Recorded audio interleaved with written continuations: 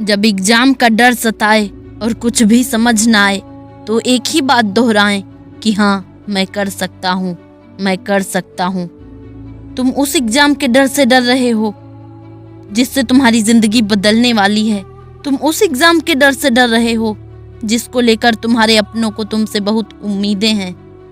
सब कुछ तुम्हारे हाथ में है। तुम जैसा चाहो वैसा अपना रिजल्ट बना सकते हो। तुम 0 से लेकर 100% तक नंबर ला सकते हो।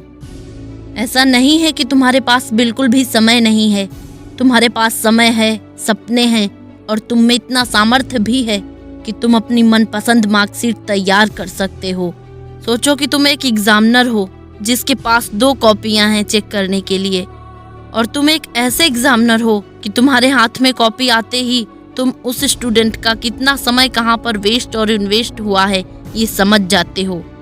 इन दोनों कॉपियों में से एक तो उस स्टूडेंट की कॉपी है जो सुबह जल्दी उठकर अपने कंफर्ट जोन को छोड़कर, चाहे सर्दी, गर्मी, बारिश, कोई भी मौसम हो, फिर भी उसने अपनी पढ़ाई को महत्व दिया है। पूरा साल अपने मोबाइल में रील्स, शॉर्ट्स और गेम से दूर रहा है। मोबाइल में सिर्फ इम्पोर्टेंट चीज़ें ही देखी है, बाकी सारा टाइम वो अपनी पढ़ाई में बिजी रहा है। जब बाकी स्टूडेंट अपनी पढ़ाई की शुरुआत करने के बारे में सोचते हैं तब वो 2-3 बार फिजिक्स, केमिस्ट्री और बाकी सारे सब्जेक्ट्स के कॉन्सेप्ट पढ़ और समझ चुका है। अब उसे सिर्फ रिवीजन ही करना है। और दूसरी कॉपी तुम्हारे हाथ में उस स्टूडेंट की है जिसने पूरा साल घूमने में, मोबाइल चलाने में, रील्स देखने में और फालतू के कामों में निकाल दिया है। जब वो स्टूडेंट सुबह जल्दी उठता है तब इसे बहुत नींद आती है।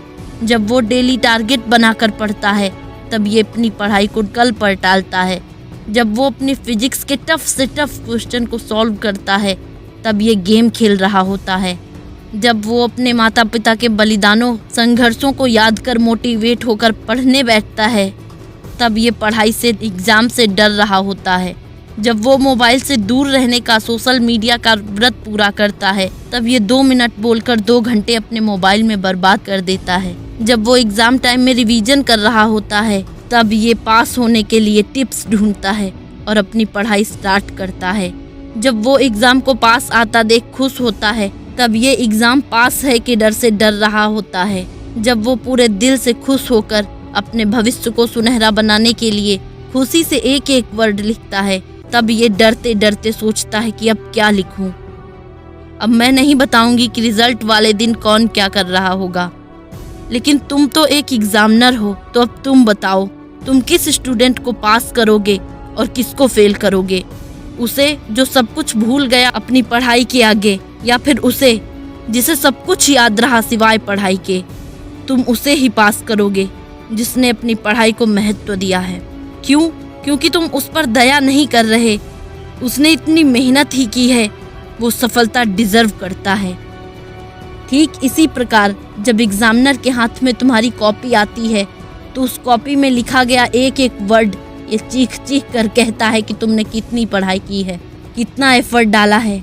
जिस दिन तुम पास हो गए उस दिन तुमसे भी ज़्यादा खुशी तुम्हारे माता पिता को होगी, और अगर तुम फेल हो गए तो सबसे ज़्यादा दुख उन्हें ही होगा।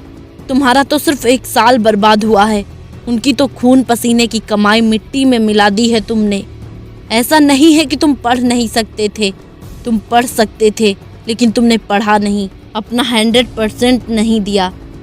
बाद में अफसोस करने से अच्छा है अभी पढ़ाई कर लो।